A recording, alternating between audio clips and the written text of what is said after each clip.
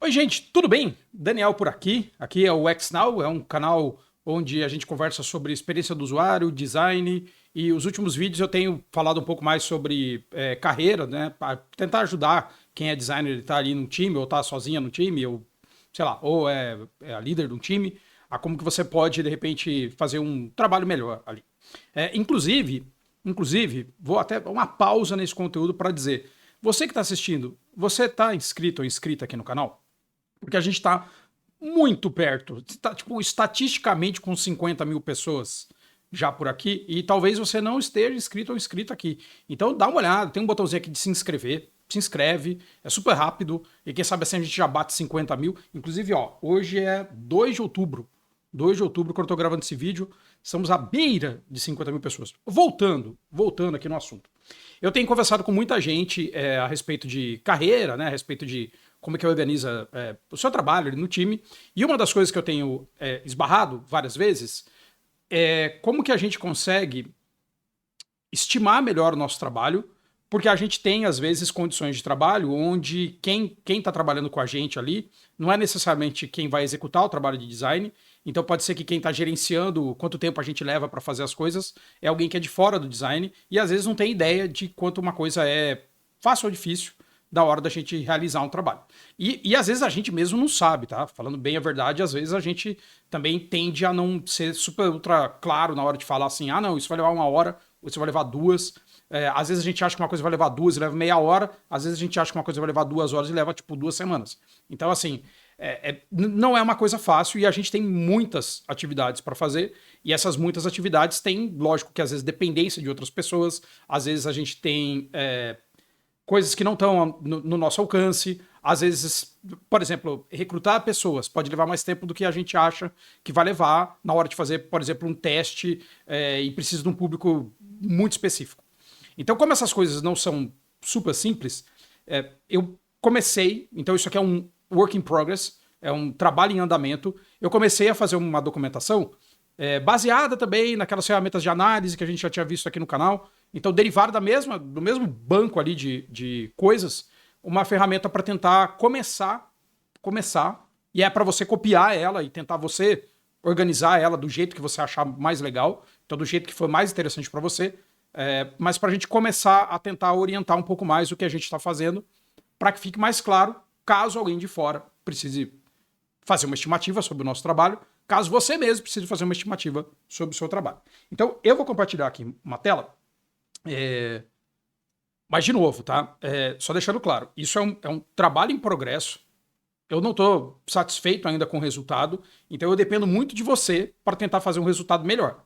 Então eu vou colocar o link na descrição, é uma planilha, tá aberta, é só você pegar o link lá, copiar a planilha, fazer alguma alteração e depois comenta o que que você usou, o que que você não usou, como que você está fazendo no seu trabalho, como que você não está fazendo, tá? Quais são os parâmetros, etc, etc. Eu vou mostrar, aí você vai entender certinho o que eu estou falando. Então, deixa eu mostrar aqui. Antes até de mostrar, eu quero só mostrar uma coisa. Existe algo que é um framework de inovação. Polêmicas à parte, esse é o Duplo Diamante, versão nova do Duplo Diamante. Opa, esbarrei, microfone, continua, por favor. E ele diz que a gente tem lá os 2 diamantes, Discover, Delivery, blá blá blá, mas que ele é meio que suportado por um banco de métodos. Um banco de métodos. Então o Duplo Diamante diz que é suportado por um banco de métodos que tem a ver com explorar, dar forma e construir. Explorar, dar forma e construir. Que basicamente tem a ver com descobrir, né, que é explorar, dar forma, que é definir, e construir, que é, digamos, o segundo diamante. Então ele está dizendo que existe um banco de métodos que dá esse suporte. Ele não diz quais.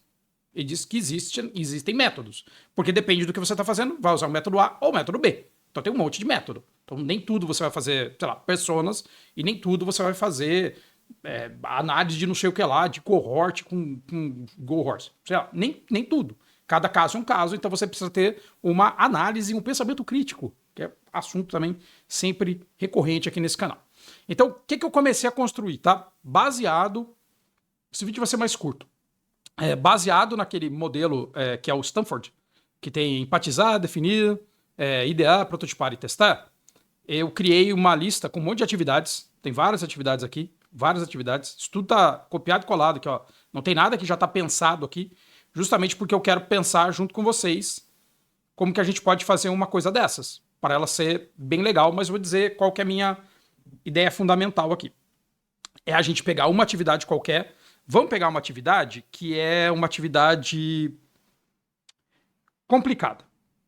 Mais complicada do que parece. Vamos pegar a atividade de Desk Research.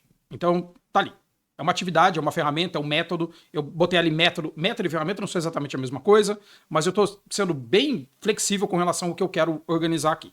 Então, imagina que você tem Desk Research e alguém, você mesmo, está fazendo uma estimativa de quanto tempo você leva para fazer um Desk Research em determinado assunto. Quanto tempo leva? 1 hora, 2 dias, 20 dias? Quanto tempo leva? O que é um Desk Research? Então, estou imaginando aqui que a gente vai fazer uma descrição. Olha, Desk Research é um conjunto de métodos para fazer pesquisa assim acessado, usando base de dados assim acessado. Beleza. Quanto tempo leva para fazer? Qual é o pior cenário e o melhor cenário? Nesse caso especificamente, eu não acho que nem uma questão de pior cenário e melhor cenário, tá?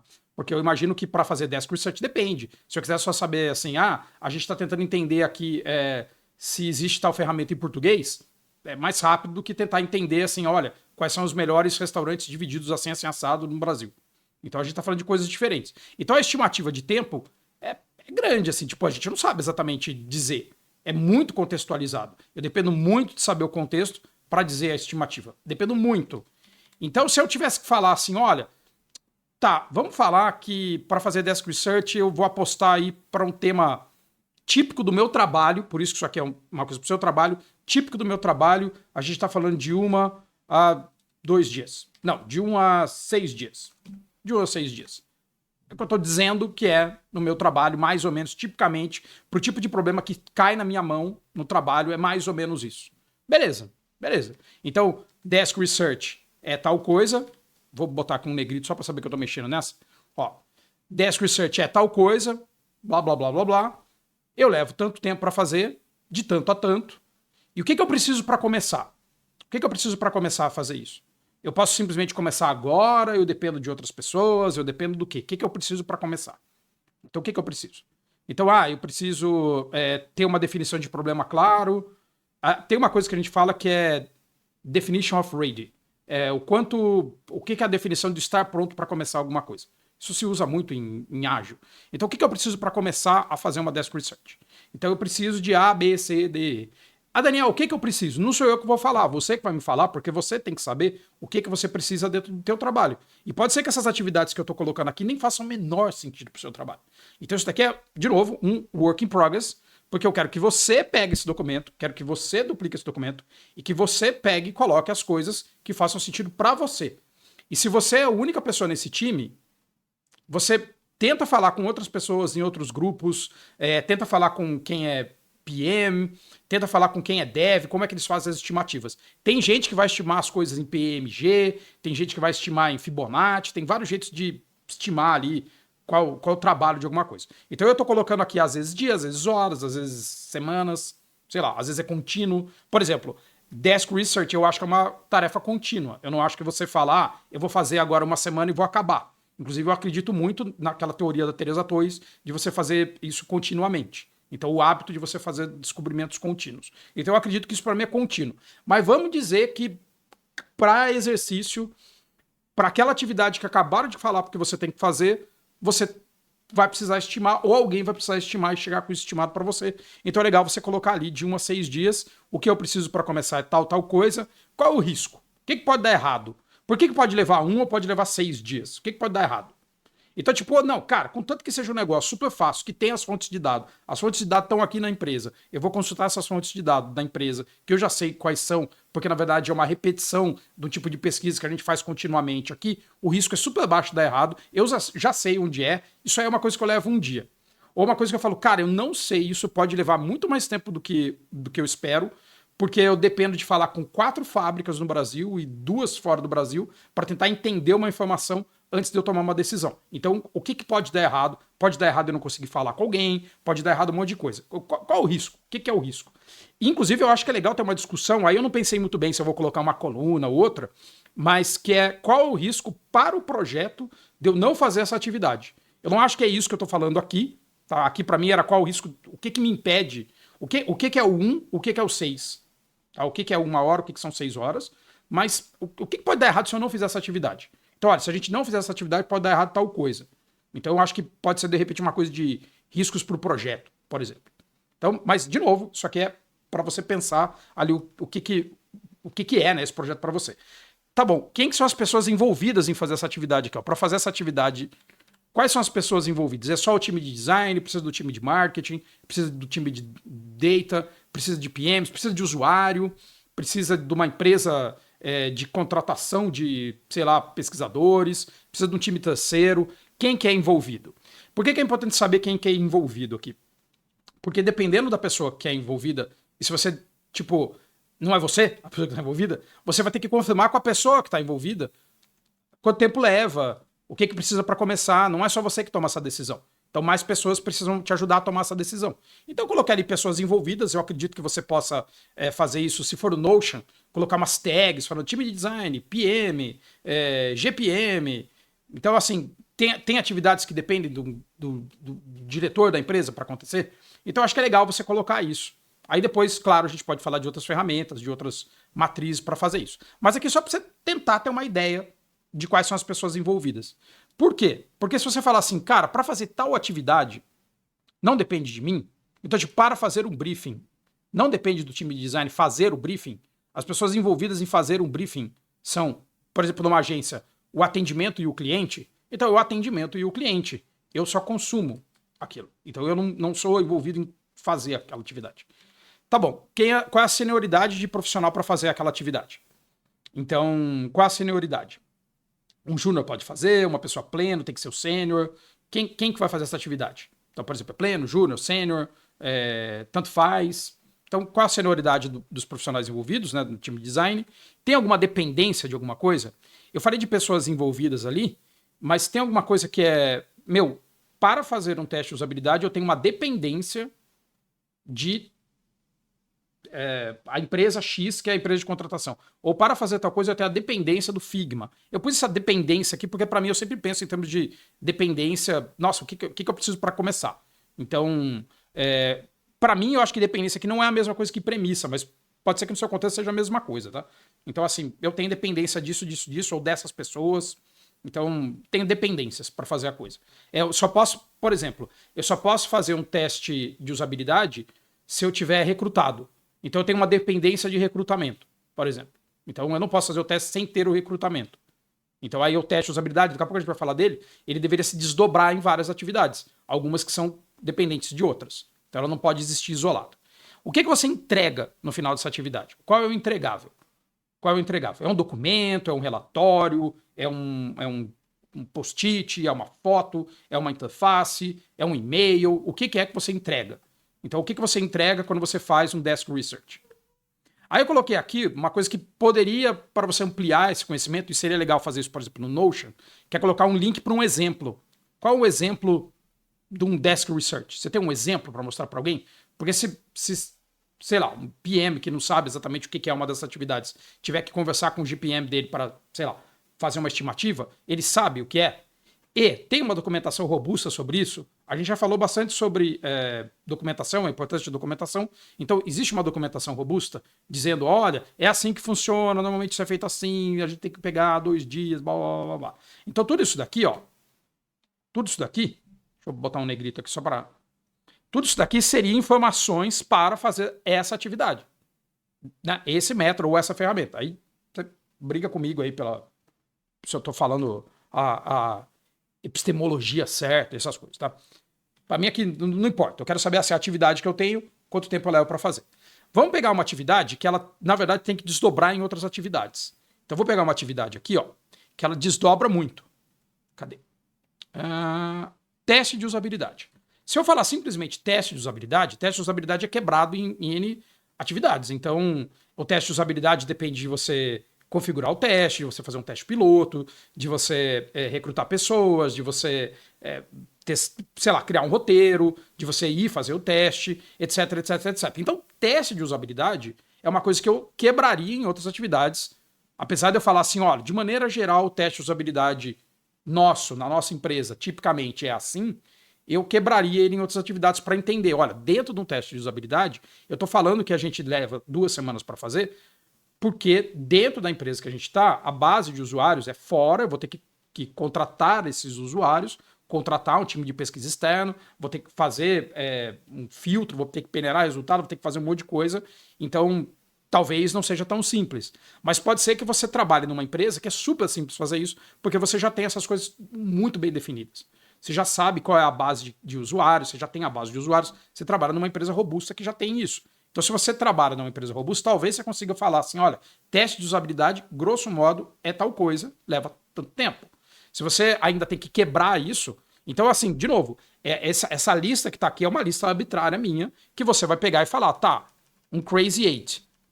O que é um Crazy 8? Tá, um Crazy 8 é uma atividade que leva mais ou menos de 1 a 2 horas, então não precisa fazer nada, que a gente precisa para começar papel, caneta, não sei o que pode dar errado. Pode dar errado participantes não se engajarem ali no Crazy 8 ou ter problema com engajamento. Quem que participa do Crazy 8? O time de design, provavelmente o time de desenvolvimento junto. Quem toca esse Crazy 8? Quem vai tocar o Crazy 8? Ah, não, pode ser um júnior com pleno, preciso de um júnior mais um pleno. Legal. Quem são as pessoas que estão... Eu tenho que fechar ali. Quem são as pessoas, quais são as dependências? Ah, eu preciso de uma sala, eu preciso de post-it, eu preciso de um monte de coisa. Que material tem para começar? Por exemplo, eu tô achando que dependência e premissa tá muito parecido aqui. O que se entrega com o Crazy 8? Ah, eu entrego uma documentação no Miro, por exemplo. Ah, legal, você tem um exemplo aqui? Tenho esse exemplo aqui e tem um link da documentação maior, que inclusive não precisa ser uma documentação sua, tá? Pode ser, para saber mais sobre Crazy 8, dá uma olhada nesse vídeo do XNow, dá uma olhada nesse artigo do Medium. Então não precisa necessariamente ser uma documentação interna sua, mas só se alguém falasse assim, não, mas o que é Crazy 8? Coisas que poderia ter aqui, tá? Que não tem.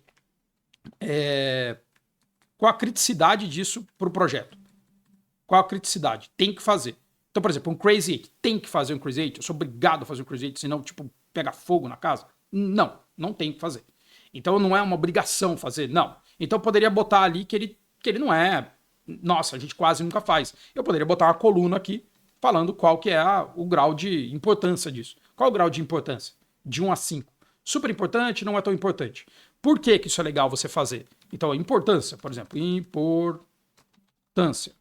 Deixa eu copiar aqui o estilo e colar. Bom, importância.